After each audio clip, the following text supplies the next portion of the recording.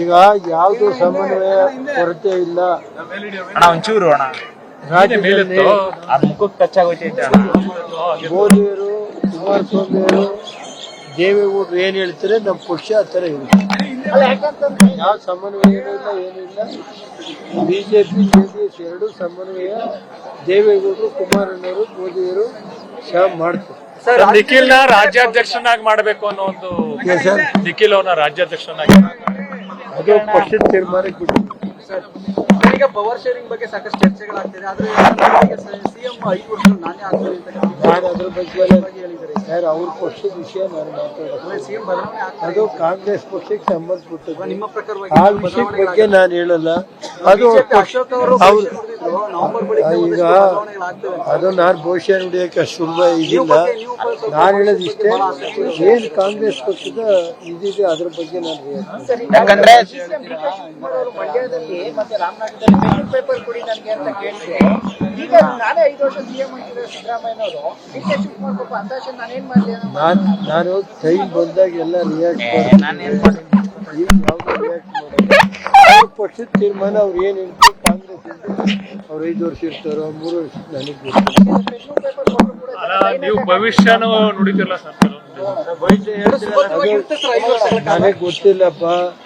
ಆ ತಾಯಿ ಅನುಗ್ರಹ ಯಾರ ಮೇಲೆ ಇರುತ್ತೋ ಅವ್ರು ಇರ್ತಾರೆ. ಯಾಕಂದ್ರೆ ದಸರಾನ ಹೊಸ ಸಿಎಂ ಮಾಡ್ತಾರೆ ಅಂತ ಹೇಳ್ತಾ ಇದ್ರು. ದಸರಾನ ಹೊಸ ಸಿಎಂ ಮಾಡ್ತಾರೆ, ಸಿದ್ದರಾಮಯ್ಯ ಅವ್ರು ಮಾಡಲ್ಲ ಅಂತ. ಅದೆಲ್ಲ ನನ್ನ ವಿಷಯ ಗೊತ್ತಿಲ್ಲ.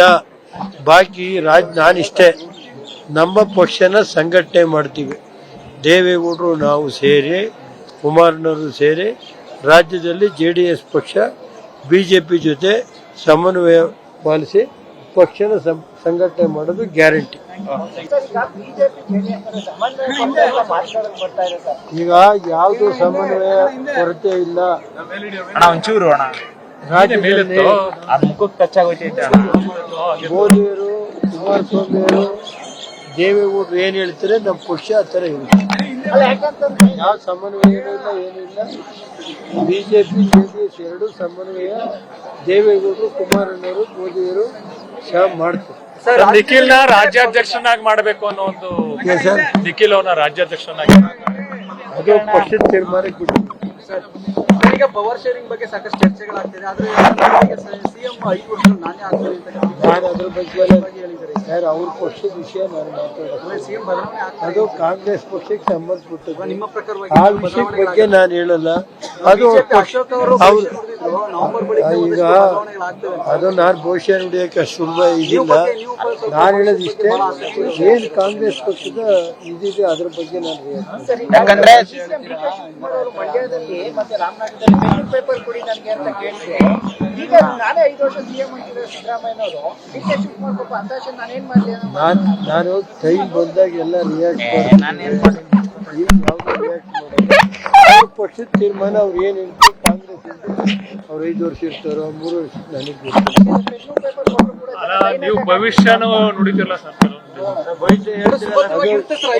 ನನಗೆ ಗೊತ್ತಿಲ್ಲಪ್ಪ.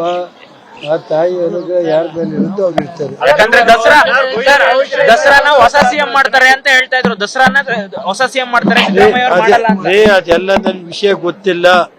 ಬಾಕಿ ನಾನಿಷ್ಟೇ, ನಮ್ಮ ಪಕ್ಷನ ಸಂಘಟನೆ ಮಾಡ್ತೀವಿ. ದೇವೇಗೌಡರು ನಾವು ಸೇರಿ, ಕುಮಾರಣ್ಣವರು ಸೇರಿ ರಾಜ್ಯದಲ್ಲಿ JDS ಪಕ್ಷ ಬಿಜೆಪಿ ಜೊತೆ ಸಮನ್ವಯ ಪಾಲಿಸಿ ಪಕ್ಷನ ಸಂಘಟನೆ ಮಾಡೋದು ಗ್ಯಾರಂಟಿ.